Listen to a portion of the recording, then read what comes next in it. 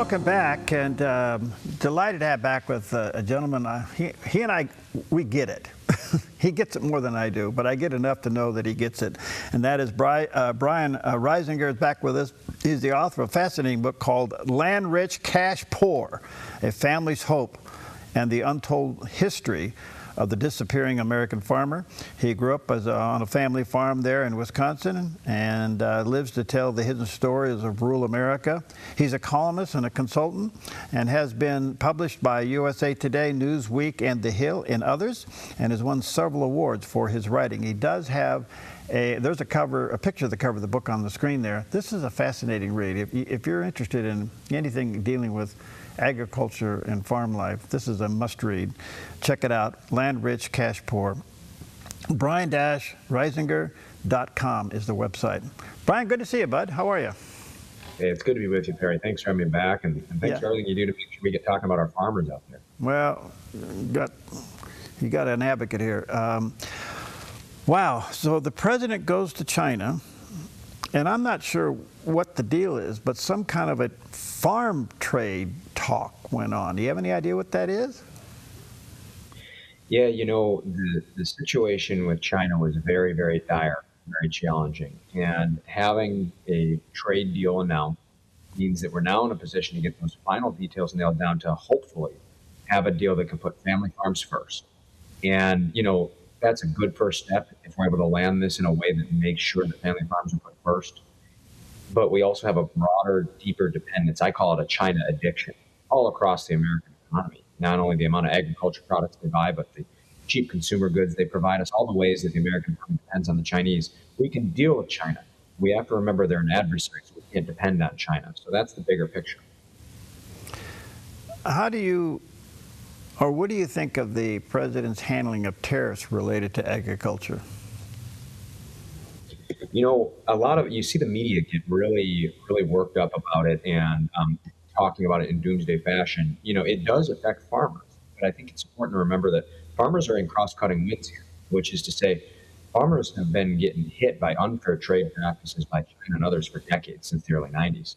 So that's why you see that if you pay attention, and I know you do, farmers have been advocates of getting tougher with China, and in some cases that means tariffs.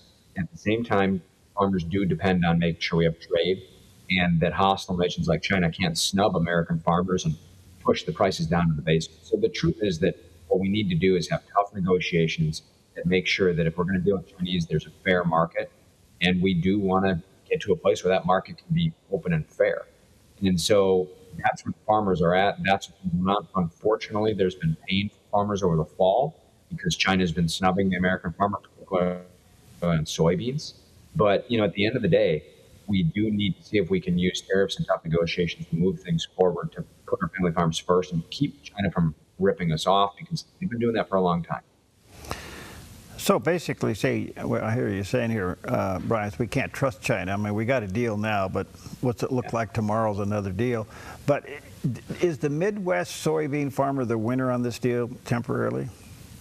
Yeah, in the short term here, having more soybeans bought is a good thing. Now, the devil is in the details when you're dealing with a country like China, right? So we've got this announcement. It's going to be very important the way that the details get finalized and nailed down to make sure that China doesn't slip out of it.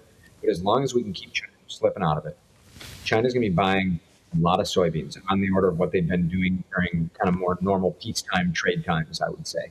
And hopefully that is happening alongside of a tougher deal that is a little bit more fair to not only our farmers, but also our workers. Now, from there, we also need to make sure, though, that the deal not only buys more soybeans, but also other crop and food products, diversify a little bit. And America needs to make sure we diversify not only what we're selling to China, but what we're selling domestically, and that we diversify our trading partners abroad so we're not hostage to China. The problem is they're our biggest trading partner and our biggest adversary. There are hundreds of countries that we don't really do trade with, that we can open up fair markets there. Maybe we'll have a little more leverage because they're not as big as China. And just get into this place where we no longer have China able to hold us hostage. That's the long-term issue.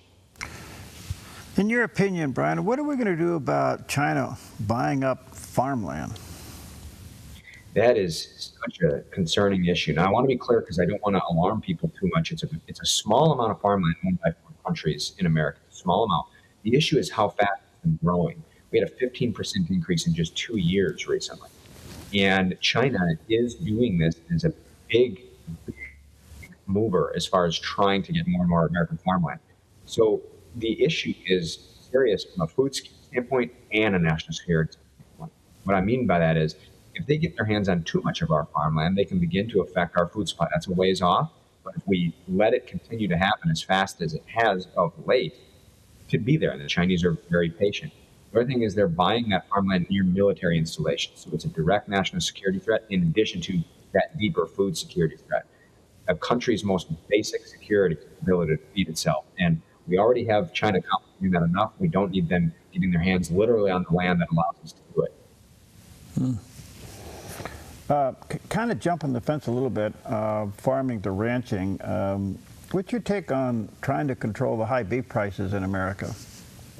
The American rancher and the American farmer have a lot in common. It's basically, we wear a seed corn cap where I'm from. They wear cowboy hats out in Texas. But other than that, the challenges are very, very similar. And what's going on is we're balancing two very hard things. There are high beef prices, and also ranchers like family farmers have it very tough. When those beef prices go up, they're not making all that money. There's a lot of companies between them and the consumer. So they're not making more money really when the beef price is higher. And they've also got higher input costs, just like the farmer does. So they're facing a squeeze. The American rancher and the American farmer is facing a squeeze when they're raising beef, just like consumers are. Here's the deeper issue, how we can really address beef. We've got a vulnerable supply chain. I know you've highlighted that issue before. We have a supply chain that have consolidated so much, and we've wiped out so many farms and so many ranches that there are just too few days for food to get from the farm gate or the ranch gate to the dinner table. And so food prices go up because if you have a big distribution center go down, the supply is affected in an outsized way and the price shoots up. There's also issues like the Mexican, which is literally a fast flesh-eating creature that literally eats the flesh off of the cattle. That's affecting the supply. It also puts the American beef supply at risk. So we need to focus on diversifying our supply chain. And we need to focus on measures that can help make sure that that Mexican screwworm does not get up into the U.S. beef supply. That's why we're seeing prices high already, and it'll get worse if we have our beef supply under threat. So we need good homegrown American beef that's safe and clean, and we got to be focusing on that. Yeah, it seems to be counterproductive when they were looking to Australia beef. Yeah, I understand that they're balancing high beef prices with a desire to try to protect our farmers and ranchers. I think importing from other places, if they end up having to do it in any way, I hope it's a short-term, narrow thing, because what we need to be doing is bringing our farmers and ranchers first. And if we're doing that, we can stop them getting wiped out. If we can stop them getting wiped out, we can do something about those beef prices over the long term. So importing from another country, may have some short-term impact, but it's not going to solve the underlying issue. The underlying issue is having a better, more robust world for our American family farmers and ranchers to be able to operate, help diversify and strengthen that supply chain, bring those prices down. That's a real solution. And it's also a solution that puts, American farmers and ranchers first, which I know is, a big priority for people. All right, one other quick question. Again, folks, check out Brian's book called Land Rich, Cash Poor. This is an eye-opening book, and if you enjoy eating, you might want to read this book. Do you know if RFK Jr. and all the changes he's bringing to health and healthy food and a good food supply, what his take will be on GMOs? Yeah, I think that he's got skepticism about that. And I know that there's a big debate going on in the administration, and I don't mean that in a negative way. There's a discussion going on around how do you deal with the food industry, but also how do you deal with farming, and how do you do it in a way that can make sure we've got good, fresh food and that people have something they can feel good about putting in their bodies without making it harder and more expensive for farms to produce our food, because they are, many of them, small businesses and their margins are tight. So that's going to be a push-pull. I think he's going to be skeptical of GMOs. Here's the way that we can harness this Make America Healthy Again stuff. People care more than ever, whether they're on the right, left, or anywhere in between. People care more than ever about the food they're putting in their bodies. That can go well with what we're talking about on China.